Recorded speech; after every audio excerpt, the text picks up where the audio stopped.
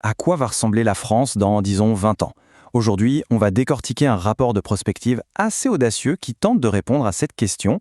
Il dessine un futur possible pour la France, un futur fait de défis, de fractures, mais aussi, et c'est là que ça devient intéressant, d'adaptations forcées.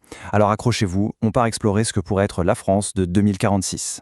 Le rapport nous jette directement dans le bain, sans détour. Ça commence comme ça. Bonjour. Nous sommes en février 2026. Ça donne le ton, n'est-ce pas?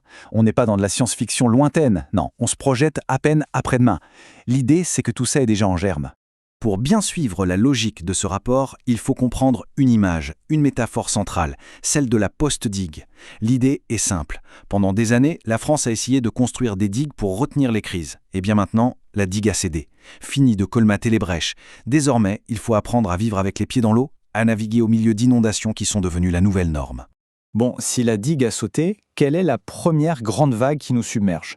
Selon le rapport, dès 2026, le défi majeur, c'est l'état de la société française elle-même. On parle d'une fragmentation politique et sociale qui atteint vraiment un point de rupture. Et ce graphique, il illustre parfaitement ce qu'on appelle la tripolarisation. On voit bien trois blocs quasiment irréconciliables. D'un côté, le bloc national-populiste, qui pèse 35%. Au milieu, le bloc central, pro-européen, à 25%. Et enfin, le bloc de gauche, radical et écologiste, à 20%. Si on fait le calcul, à eux trois, ils représentent 80% des gens. Mais leurs visions du monde sont en opposition frontale. Mais attention, ce serait trop simple de s'arrêter là. Comme ce tableau le montre, la réalité est bien plus complexe. Au-delà de ces trois grands blocs, le rapport identifie d'autres groupes qui comptent, comme la France périphérique ou des mouvements plus radicaux. Le point crucial ici, c'est que les tensions, elles ne sont pas juste entre les blocs, mais aussi à l'intérieur de chaque groupe. Ça crée une sorte de toile d'araignée de conflit, un système encore plus instable. Et comme si ça ne suffisait pas, ces divisions internes sont amplifiées et exacerbées par un contexte international qui, d'après cette analyse, est de plus en plus hostile. La France n'est pas une île, elle doit faire face à des rivaux stratégiques qui sont clairement identifiés. Le premier de ces rivaux, sans grande surprise, c'est la Russie, engagée dans ce qu'on appelle une guerre hybride. Le rapport lui donne un indice de menace de 85 sur 100. C'est énorme. Et ça ne parle pas que de chars ou de missiles, non. La menace est partout. Désinformation massive sur les réseaux sociaux, cyberattaques sur nos hôpitaux ou nos réseaux d'énergie, et déstabilisation politique, notamment en Afrique. Le deuxième grand acteur, c'est la Chine. La menace ici est plus subtile, peut-être plus insidieuse, et elle est principalement technologique et économique. Son score de 75, c'est le reflet d'une stratégie de très long terme, prendre le contrôle des chaînes de production mondiales, mettre la main sur les métaux rares qui sont vitaux pour nos technologies, et un espionnage industriel à très grande échelle. Et puis, il y a la surprise en quelque sorte.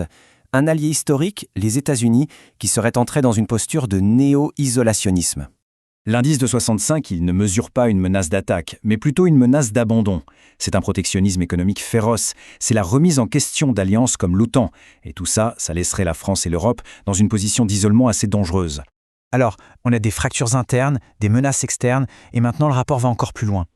Les auteurs ont listé 100 crises, 100 chocs potentiels qui pourraient frapper la France dans les 20 prochaines années. C'est un immense stress-test pour la nation. 100. Le chiffre seul donne le vertige. La question n'est plus de savoir si une crise va arriver, mais plutôt lesquelles vont arriver et quand. Prenons quelques exemples très concrets. Sur le plan social, le rapport estime qu'une crise majeure des migrants climatiques est probable à 90%, une pénurie de médicaments essentiels à 85%, on est presque dans la certitude. Et imaginez la tension sociale quand des conflits violents, jugés probables à 80%, éclateront entre des militants pour le climat et des agriculteurs. Côté écologie, les prévisions sont encore plus directes, encore plus parlantes. La quasi-disparition de la neige dans les Alpes, une probabilité de 95%. Des étés à 50 degrés dans le sud de la France, 90%.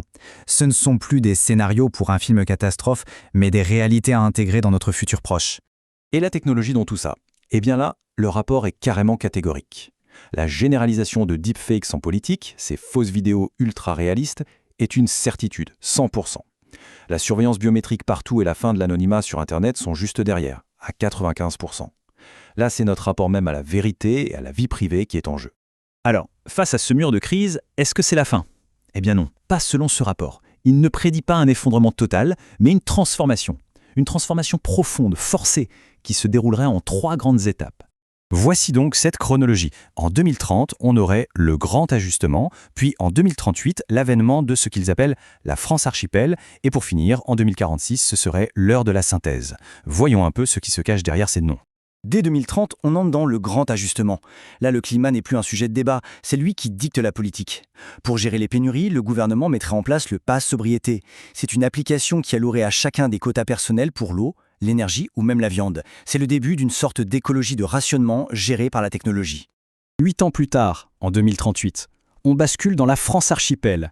L'idée, c'est que l'État central, l'État jacobin, aurait perdu le contrôle de territoires entiers. Les grandes métropoles seraient devenues des sortes de forteresses high-tech, hyper connectées et surveillées par des IA, tandis que des zones ruraux fonctionneraient de leur côté en quasi-autonomie. La nation ne serait plus un tout, mais un archipel d'îlots. Et on arrive enfin en 2046, à l'heure de la synthèse. À quoi ressemble la France après ces 20 années de choc et de transformation? Le mot qui ressort, c'est la résilience. Une résilience qui a été acquise, oui, mais au prix de la restriction.